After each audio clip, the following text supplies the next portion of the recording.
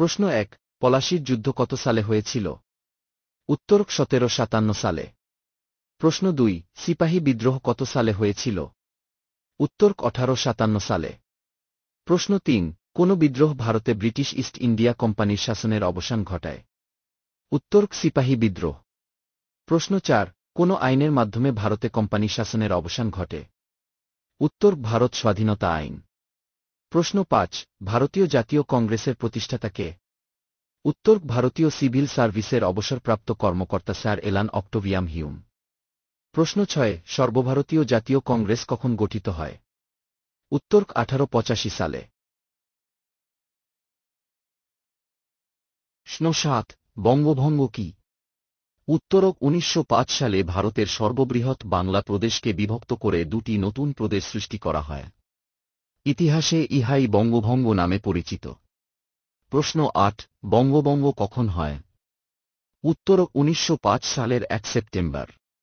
প্রশ্ন ৯ বঙ্গভঙ্গের সময় ভারতের গভর্নর জেনারেল কে ছিলেন? উত্তর লর্ড কার্জন।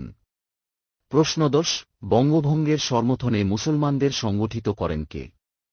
উত্তর নবাব স্যার সলিমুল্লাহ।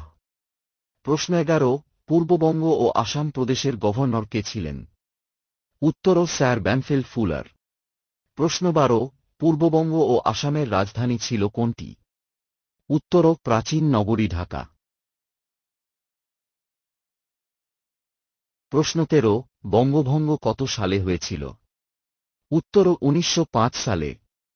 প্রশ্ন ১৪ বঙ্গভঙ্গ কখন রদ হয়েছিল? উত্তর ১৯১১ সালে। প্রশ্ন ১৫ মুসলিম লীগ কত সালে প্রতিষ্ঠিত হয়েছিল? উত্তর ১৯০৬ সালে।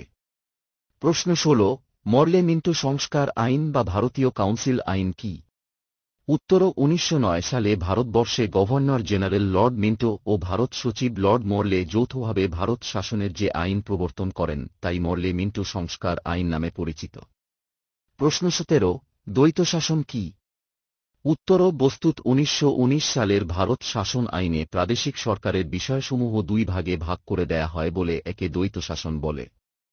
দ্বৈত শাসন বলতে দুই ধরনের শাসন ব্যবস্থাকে বোঝায়। প্রশ্ন ১৮ প্রাদেশিক স্বায়ত্তশাসন কাকে বলে? উত্তর প্রদেশের স্বাধীনতাকে। প্রশ্ন ১৯ ১৯৩৭ সালের প্রাদেশিক নির্বাচনে ব্রিটিশ ভারতের কয়টি প্রদেশে নির্বাচন অনুষ্ঠিত হয়? উত্তর ১১টি। প্রশ্ন ২০ ১৯৩৭ সালের প্রাদেশিক নির্বাচনের পর অবিভক্ত বাংলার মুখ্যমন্ত্রী কে হন? উত্তর শেরে বাংলা এ কে ফজলুল হক। প্রশ্ন ২১ দ্বিজাতি তত্ত্বের প্রবক্তা কে? উত্তর মোহাম্মদ আলী জিন্নাহ। প্রশ্ন ২২ দ্বিজাতি তত্ত্বের মূল কথা কি? উত্তর ধর্মের ভিত্তিতে পৃথক আবাসভূমি। প্রশ্ন ২৩ লাহোর প্রস্তাব কি? উত্তর ১৯৪০ সালের ২৩শে মার্চ পাকিস্তানের লাহোরে অনুষ্ঠিত এক সম্মেলনে তৎকালীন বাংলার মুখ্যমন্ত্রী শেরে বাংলা এ কে ফজলুল হক স্বাধীন বাংলার বীজ সংবলিত একটি প্রস্তাব উত্থাপন করেন। ইহাকেই লাহোর প্রস্তাব বলে।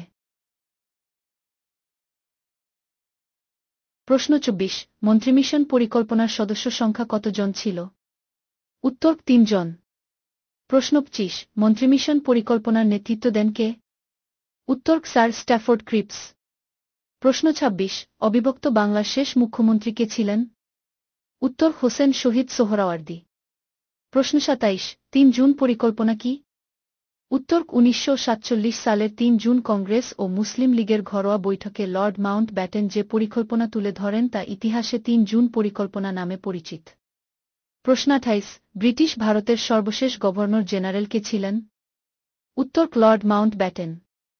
প্রশ্ন ২৯ কোন আইনের মাধ্যমে ভারতবর্ষে ব্রিটিশ শাসনের অবসান ঘটে?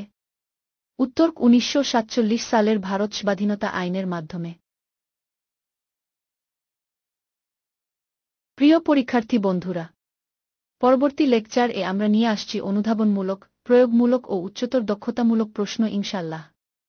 বন্ধুরা সুস্থ থাকো, ভালো থাকো এবং মন দিয়ে পড়াশোনা কর। ধন্যবাদ।